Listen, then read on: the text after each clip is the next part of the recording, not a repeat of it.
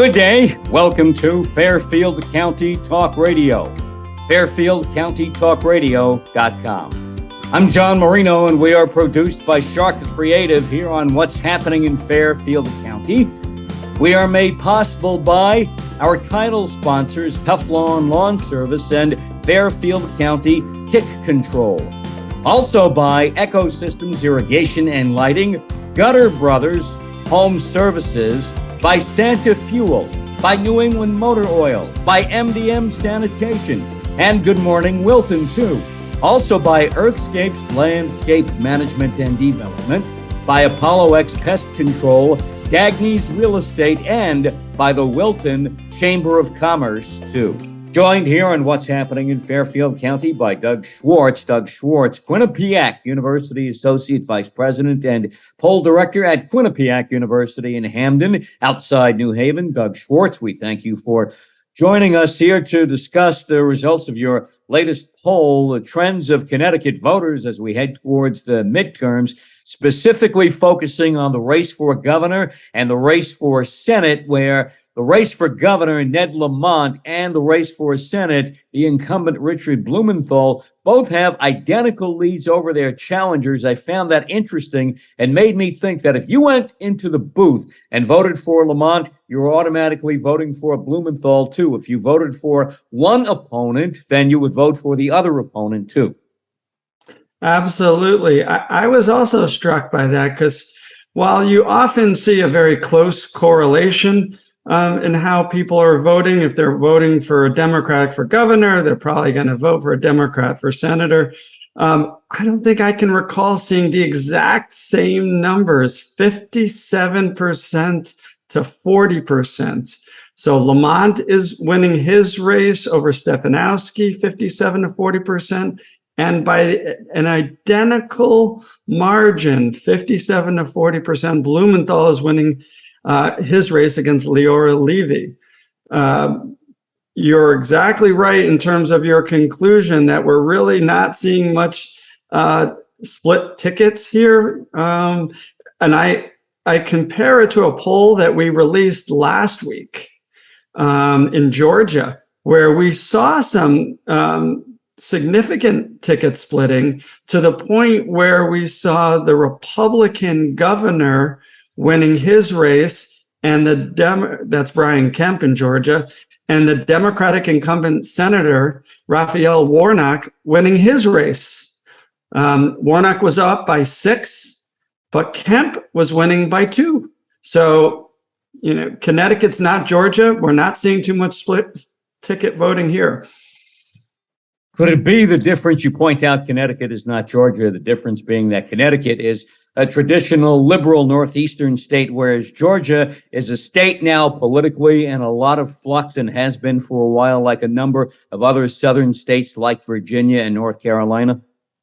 Absolutely. So in Georgia, you've had recent Senate, governor, and presidential contests that have come down to a 1-point margin. While here in Connecticut, our Senate and presidential races have been double-digit races where Democrats have easily won, except for governor. The last few races for governor here in Connecticut have been close, within 3 points. So that was sort of the surprise, if you will, in the Connecticut governor's race poll that we did, was that it was such a large margin for Lamont, 17 points. So that's sort of interesting in that it's going against the trend of close gubernatorial contests. It doesn't look like a close gubernatorial contest this time around. One thing that strikes me, too, is that Bob Stefanowski, a longtime prominent businessman in Connecticut, North Haven native, and he lives now over in Madison in New Haven County along the shore. And he's been around for a while trying to make his political move, whereas Leora Levy is not a big name around the state of Connecticut, both on the Republican side now, and yet both came up with the same exact numbers, which again indicates to me that once you make up your mind in the nutmeg state, nobody is going to talk you into doing something else. You're right. It's sort of like a generic Republican Democratic vote that, you're for the Democrat or you're for the Republican. You can exchange the names, but the vote is going to be the same. But you're right. These are two different candidates. Stefanowski ran before. This is a rematch for governor. He came within 3 points last time, close race. So he's better known, having run before, than Leora Levy, who has not. And we see this in the numbers. A quarter of voters say they haven't heard enough about Stefanowski. More than 4 in 10 say they haven't heard enough about Leora Levy. Interesting that so many say they haven't heard enough about Stefanowski because, like you said, he has run before. And what do you attribute this big difference in the numbers to for Stefanowski against Lamont this time around? Because that's a sharp decrease for Stefanowski and a big increase in favor of Lamont. Yeah, I think the most striking finding was the gender gap. We did see a gender gap last time as well, but it's just overwhelming, almost 2-1, where women voters are going for Lamont. And that is what's really fueling this big 17-point lead. Because when you look at men voters, they're evenly divided. This is a very close race among men voters, but it's a complete blowout among women voters for Lamont and also for Blumenthal. Mm-hmm. Could it be the abortion decision by the Supreme Court? I think that's part of it for sure. Looking at our national poll where we asked several questions about abortion and the importance of this issue to people's vote in the midterms, we definitely saw a big gender gap when it came to abortion. Women overwhelmingly are against the Supreme Court decision overturning Roe v. Wade, and they say much more so than men that abortion is going to be very important to their vote in the midterms. Doug Schwartz, Quinnipiac University Associate Vice President and Poll Director of the Quinnipiac Poll. Doug Schwartz, we talked a moment ago about how people seem to, once they make up their mind in Connecticut, that's what they're doing. They're sticking to their story and nobody's going to change it. Almost 90% of likely voters in Connecticut say, that's it, don't try to talk me out of it. Yeah, that's another striking finding in the poll, is that there's just not a lot of wiggle room there, not a lot of room for movement, that people say they know who they want. I mean, I think part of it is a sign of the polarized times that we're in, that, people feel pretty strongly one way or the other, and there's not a lot that the candidates can do to really, change their minds. There are a lot of independent voters in the state. And traditionally you'd say, oh, well, there's still, those independents are going to be up for grabs. There's just not a lot of votes up for grabs. And when you have a 17-point lead, there's just not a lot out there that you can do. You can maybe close the gap some, but overcoming 17 points, that's something. The Blumenthal raced against Levy. Some interesting women versus men's numbers there, too. Yeah, pretty close on the margins there. I can give you the numbers. Yeah. So women support Lamont 63 to 35%. Men are divided 50% support Lamont, 47% for Stefanowski. And on the Senate side, women support Blumenthal 64 to 33%, and men are evenly split, 48% Blumenthal, 48% for Levy. Does this indicate that men are kind of like, men in Connecticut are kind of a little bit more like the overall voters in the state of Georgia, who kind of went both ways, and men kind of going a little bit more both ways here in Connecticut? Probably in Georgia, the men are for the Republican candidates. And we're seeing actually, gender gaps also in Georgia. Our national polling, I think that's going to be a key factor in races across the country. Doug Schwartz, Quinnipiac pollster, here with us on Fairfield County Talk Radio. What's happening in Fairfield County? I'm John Marino. Most urgent issues for Connecticut nutmeg state residents in this new poll seems to be inflation topping the list.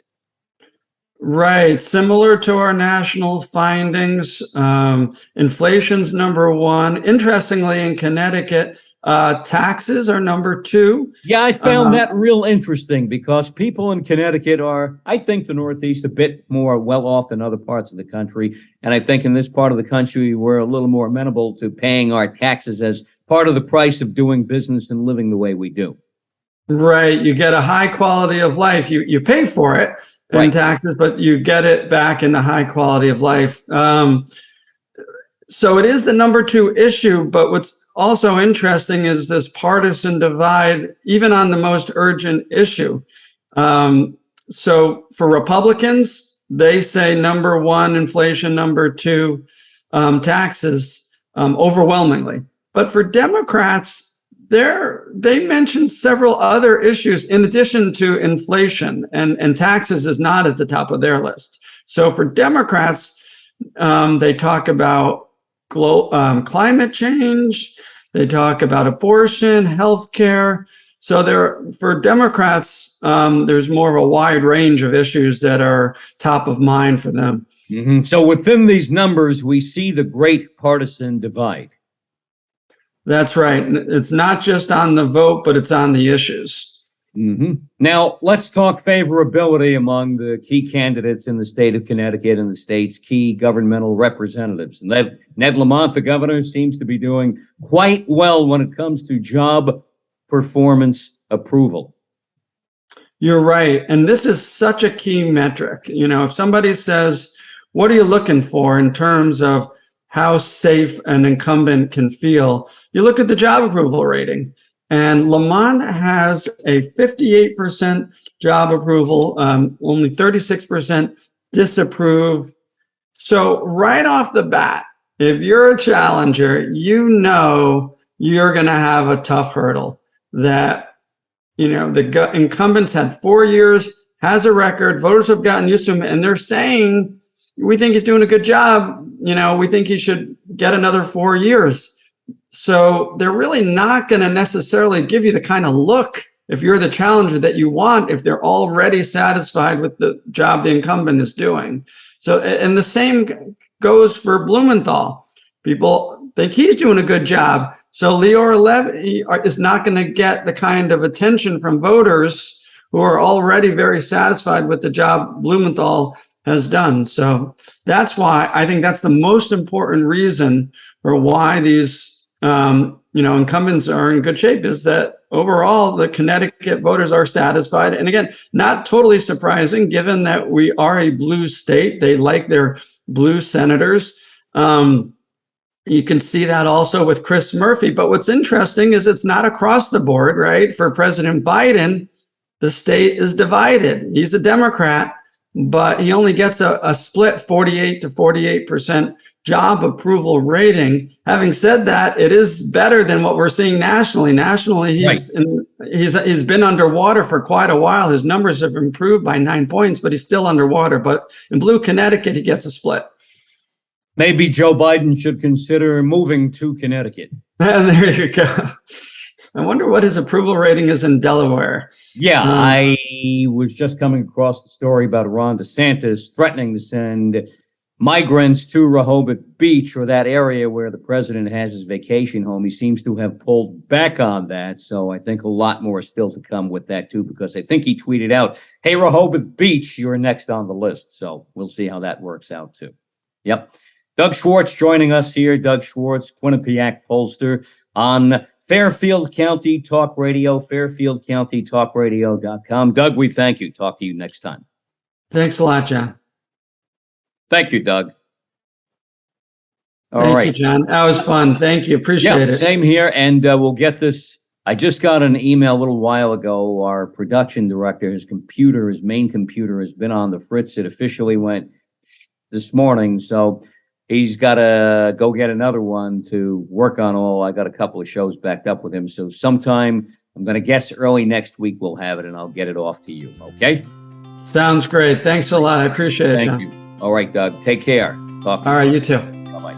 Bye-bye. Our thanks again to Doug Schwartz, Quinnipiac pollster here on Fairfield County Talk Radio. I'm John Marino, FairfieldCountyTalkRadio.com. What's happening in Fairfield County, made possible by our title sponsors, Tough Lawn Service, and by Fairfield County Tick Control. Also by Echo Systems Irrigation and Lighting, Gutter Brothers Home Services, by Santa Fuel, by New England Motor Oil and MDM Sanitation, also Good Morning Wilton, also by Earthscapes Landscape Management and Development, and by Apollo X Pest Control, along with Dagny's Real Estate and the Wilton Chamber of Commerce. Catch all of our Fairfield, Westchester, Rockland, Putnam, Dutchess, and Orange County Talk Radio programming on our YouTube channel, Sharc Creative YouTube, and yes, we are now on Apple Podcasts too.